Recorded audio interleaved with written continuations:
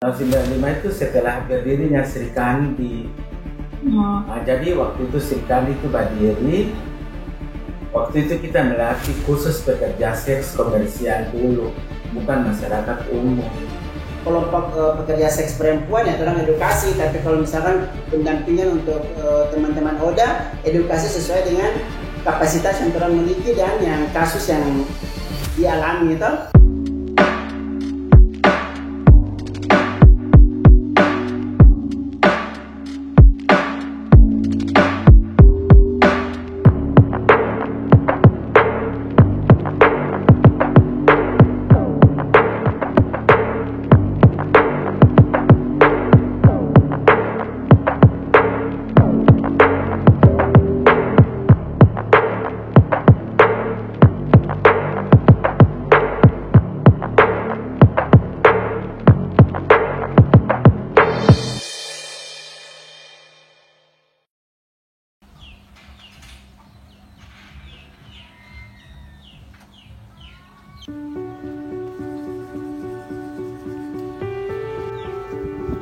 Nama saya Siti Hekaya Esrikom, tanggal lahir Makian 28 Februari 1968. Jadi saya itu tidak bekerja di Ternate, tapi dulu saya pertama sekali itu bukan langsung ke salon, tapi saya belajar dulu di Manado tahun 88 sampai 89. Jadi sebelum itu tahun ini 89 saya balik ke Ternate dulu. Itu saya langsung bukan bekerja, tapi saya jadi instruktur di RPKWNI di Kampung Makassar. Jadi saya jadi instruktur itu selama beberapa tahun, baru saya mulai buka usaha sendiri. Langsung buka salon di Tacoma. Salon apa tuh yang pertama? Salon Getty. Salon Getty. Jadi tahun 92 saya buka di Tacoma sampai 93, 94, 95. Jadi setelah kita buka di Tacoma itu kan saya kontrakkan target kan 10 tahun. Ternyata baru tahun kelima rumah ini sudah jadi. Jadi setelah kita pindah sini, salon meningkatkan menjadi lembaga khusus.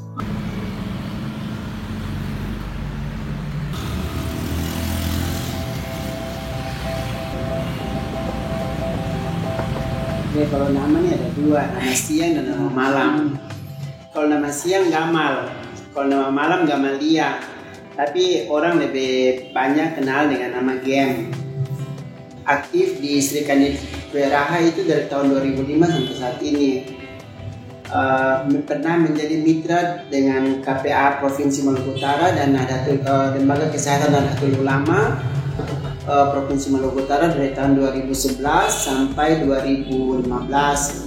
Tetapi sampai saat ini juga aktif di penanganan HIV dan AIDS di Provinsi Maluku Utara, khususnya di Kota Ternate. Awal salon dari tahun bulan Juli 2010 sampai saat ini. Tapi belajar untuk menjadi seorang stylist atau capster itu dari tahun 95-96 semenjak kelas 1 SMA. Itu belajar di Maniketi. Jadi cendana itu mama yang kasih nama. Jadi katanya cendana itu pohon atau kayu, tapi dia yang harum. Kalau jadi insya Allah satu ini dia harum. Filosofinya itu harum sama dengan kayu cendana itu tadi. Tapi orang juga belum pernah cium kayu cendana seperti apa.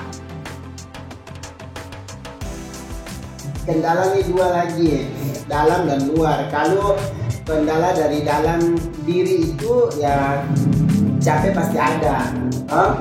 Terus kalau dari luar ya modal usaha saya. Jadi kalau misalkan salon lagi rame ya alhamdulillah, tapi kalau lagi sepi tiap bulan harus Baik operasional pasti ada, terus ada kredit juga. Jadi DP, tapi itu bukan kendala sih, tantangan sebenarnya.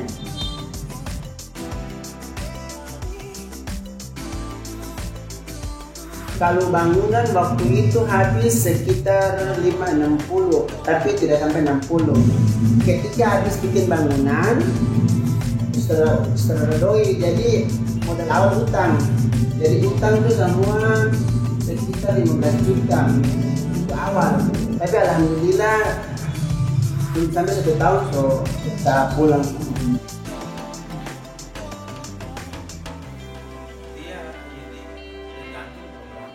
Jadi ini lembaga kursus itu dia mulai tahun 95. Tahun 95 itu setelah berdirinya Sri Kandi. Nah, jadi waktu itu Sri Kandi itu berdiri. Waktu itu kita melatih khusus pekerja seks komersial dulu, bukan masyarakat umum. Jadi nanti pada tahun berjalan baru tahun ke-9 setelah konflik Maluku Utara. Maluku Utara itu konflik kan tahun 99 tuh.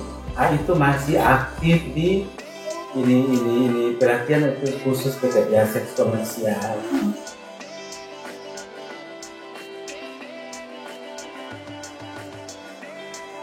Yang pekerja seks komersial itu saya latih itu tata kecantikan rambut, tata kecantikan kulit, dan tata hias pengantin.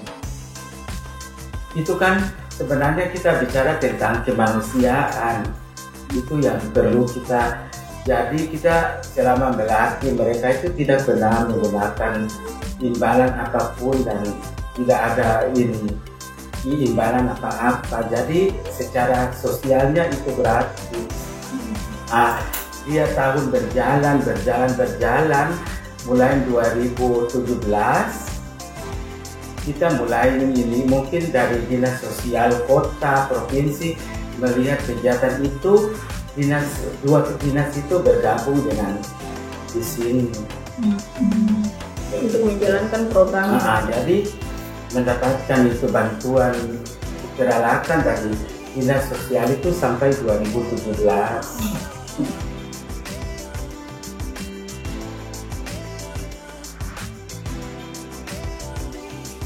Jadi kalau rata-rata satu program itu kan 16 orang siswa. Jadi kalau hitung 1 tahun itu rata-rata 50 orang saja sampai hari ini. Sampai hari kemarin tuh sudah ribuan ya. Kalau mau bilang berhasil itu di dunia kecantikan itu tidak ada kata pengangguran. Semua itu bisa mendapatkan ini outputnya di sana karena salon itu dia tidak membutuhkan waktu dan tempat. Di mana itu skill itu ada, pasti ada hasilnya. Kalau 2021 konflik jadi cuma 3 kali berarti 36 orang karena konflik COVID 2 tahun berturut-turut. Kemarin tuh dia sampai kemarin ini sudah berapa 96 yang masih di bawah binaan. Masih di bawah binaan Bunda. Kalau misalnya kan di samping dengan adanya lembaga kursus, apakah di Bunda Pesalon juga masih ada terima make up dan sebagainya? Iya, extend terus. Masih ya. Bahkan tiap bulan itu ada pengantin. Tiap bulan. Dan itu kan pekerja profesi. Kalau untuk jumlah karyawan Bunda di salon sendiri berapa? Kalau yang aktif sekarang tuh sisa 2 karena yang lain itu mereka sudah bekerja di tempat lain dan ada yang buka sendiri.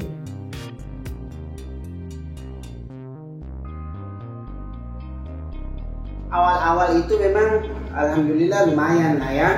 Tapi setelah COVID itu memang ini kan saya bilang ini bencana global mendunia. Jadi dia imbas juga orang salon juga dapat. Jadi waktu saya ingat waktu awal COVID 2020 itu tepatnya di bulan puasa itu biasa kalau malam takbir itu 1 hari sebelum lebaran itu kan kalau salon seukuran begini orang bisa dapat uang sampai 3-4 juta. Tapi hari itu saya ingat cuma dapat 180.000. dan itu cuma 2 orang. Biasa kalau main satu hari yang satu itu bisa tamu bisa sampai 20 sampai 30 maksimal lah, tapi hari itu cuma tamu 2, jadi memang rasa sekali. Tapi kalau saya pribadi ya alhamdulillah, yang penting orang dapat imbasnya lah, imbas ekonomi, tapi orang sehat, kesehatan tetap masih terjaga tuh. Jadi sehat, uang tuh bisa cari. Jadi memang kalau finansial ya memang terpuruk waktu 2020 awal itu memang terpuruk gitu. Tapi alhamdulillah sekarang bisa pelan-pelan bisa berjalan normal insya Allah.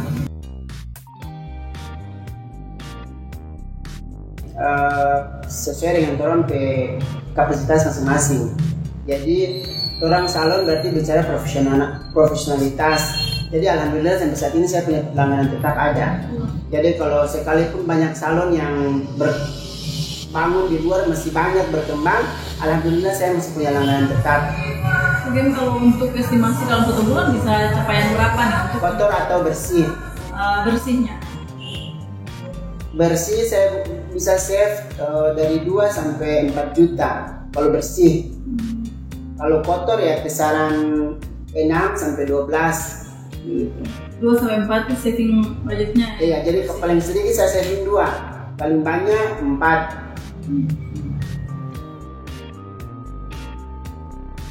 Kalau untuk tren terbaru tetap saya update, cuman tergantung pelanggan.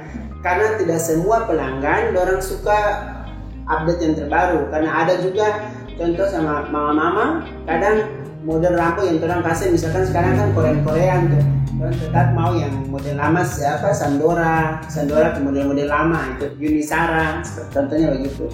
Jadi tergantung pelanggan.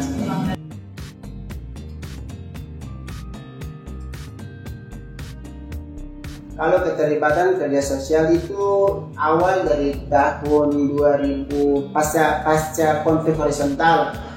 Konflik itu kan 99, nah orang mulai itu sekitar 2000-2001.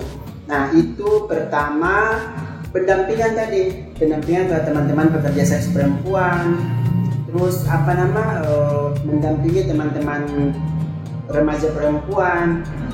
Nah waktu berkembang sekitar 2000 program HIV itu kan 2011 semester kedua. Nah di situ orang terlibat di penjangkauan penanggulangan HIV/AIDS yang ada di Maluku Utara, khususnya orang di Kota Ternate. Awalnya dari situ. Tapi waktu itu sebelum program itu orang kerja sukarela. Jadi ketika mendampingi sukarela. Misalkan ada satu orang saudara atau teman, orang hubungi atau orang berusaha untuk mendampingi karena belum ada program. Nah, program itu nanti di semester kedua tahun 2011 baru orang mulai terlibat langsung di program GF.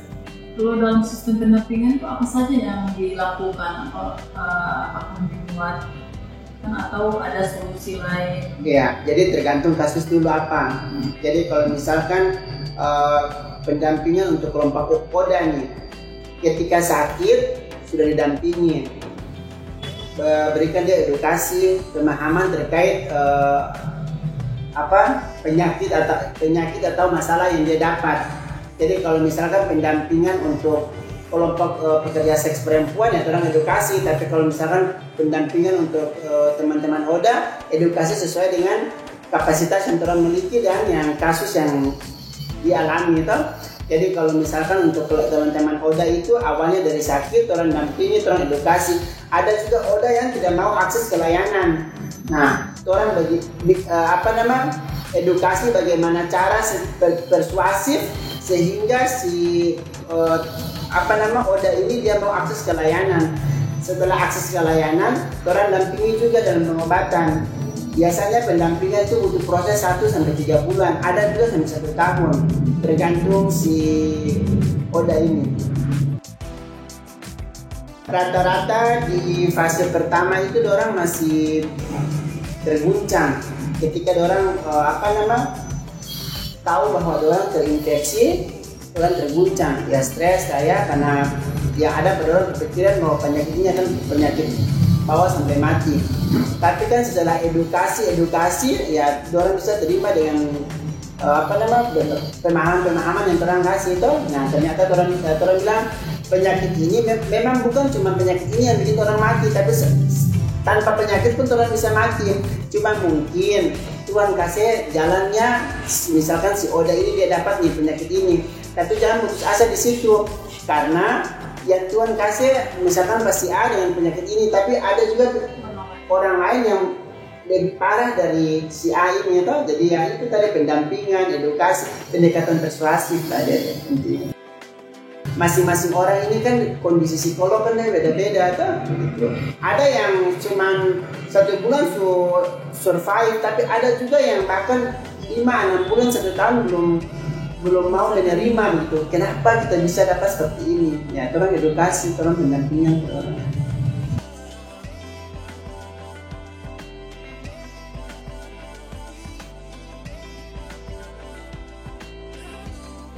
Dari BLK itu ada berapa? Kalau ini dari Dinas Pendidikan Provinsi, ini dari BNN.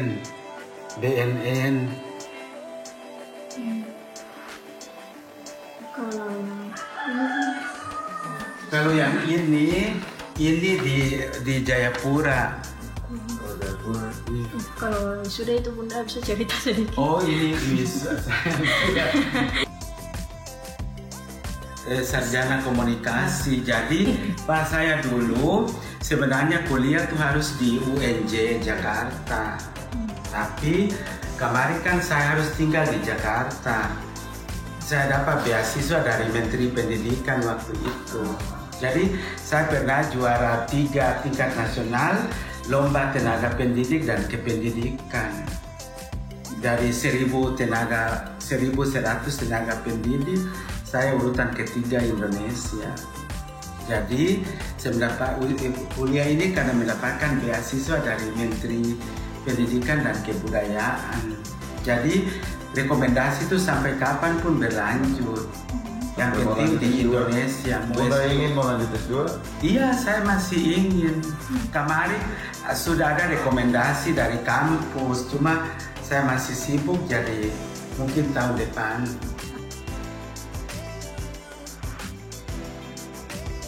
Kalau harapan ya, orang mungkin semua sama ya, harapan itu kan lebih baik, karena kalau lebih baik ini bisa finansial kalau saya itu. Tapi untuk